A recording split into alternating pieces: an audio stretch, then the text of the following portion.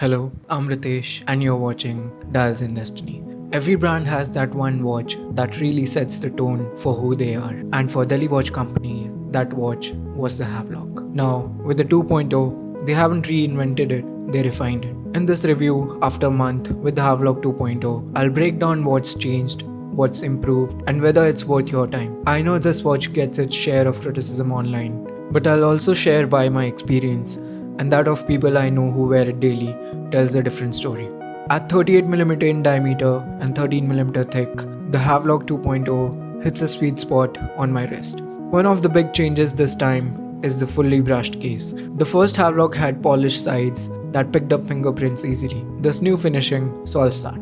It feels toolish, rugged, and very daily wear friendly. The dial remains clean and symmetrical thanks to no date window. Some collectors love dates, others don't, but personally I enjoy the symmetry here. The Polak enamel dial with the BGW line Lume looks sharp. Now about the branding. The logo on the dial has changed and DWC has confirmed this new style will carry forward into future releases. While I understand the consistency, I actually preferred the old Havelock Island logo on the crown. It gave the watch more character. Still, these are subjective calls and the brand clearly listens to feedback. The 120-click unidirectional bezel is much smoother than compared to the earlier version. It feels more refined and precise. Covering the dial in sapphire crystal, which at this price point is a big win. No worries about the scratch in daily use. Inside is the trusted Seiko NH35 automatic movement. It's reliable, hackable, and easy to service. Unlike many brands that show it through the exhibition case back, the Havlock on the other hand goes with a solid screw down case back, beautifully engraved with the Havelock Island motif. I actually prefer this. The engraving gives the watch an identity instead of showing a plain, undecorated movement. Now, talking of the Lume, this is where the Havelock shines, literally. The BGW line Super Luminova glows bright and lasts long. Does Lume change your life in daily wear? Not really, but it puts a smile on my face every time I come back home from a sunny day and see the watch glowing in the dark. It takes me back to those glow-in-the-dark stars on my ceiling as a kid. It's small things like this that makes watches fun. And for those new to watches, Lume is what allows you to read the time in complete darkness. Originally designed as a tool for divers. When the Havelock first launched, it received a lot of appreciation. The 2.0 doesn't reinvent the watch, it makes smart refinements. Better finishing, smoother bezel, updated branding, and still incredible value for money. For around 9,000 rupees, you're getting sapphire crystal, enamel dial, great lume, and a reliable movement that's tough to beat. I've also been testing this one for a while now. I took it on a trip to Bangalore, I've worn it to the beach multiple times, and it just keeps giving back what it's meant for. A dependable, everyday diver that feels right at home in different environments. It was also one of the only watches I felt comfortable taking out on the mad rainy days here in Mumbai, and it handled those just as confidently. And about the criticism you might read online, here's my honest take. Watches are personal.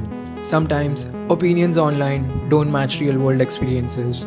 I know people who wear their Havelock every day and are genuinely happy with it. My advice, try to experience one yourself, maybe from a friend or a local enthusiast before judging it.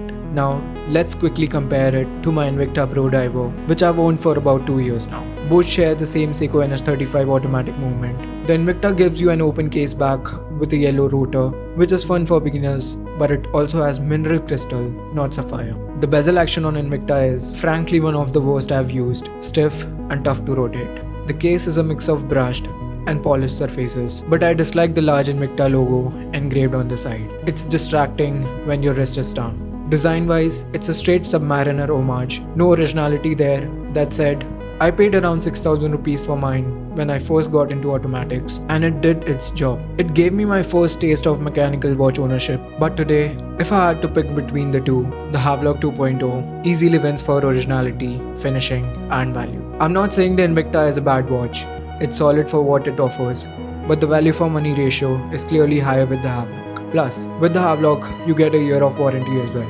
In the end, it really comes down to personal taste and what speaks to you more as a watch enthusiast. And for those who feel a date window is a must-have, the Invicta does cover that box, so it could be a better pick if that's a deal breaker for you. That's my 1 month review of the DWC Havelock 2.0 with a quick comparison to the Invicta Pro Diver. For me, it comes down to this. The Havlock set out to refine what already worked, and it delivers. If you enjoyed this review, don't forget to hit the like button and subscribe for more watch content. And tell me in the comments, would you pick originality with the Havlock or go for the familiar Invicta Pro Diver?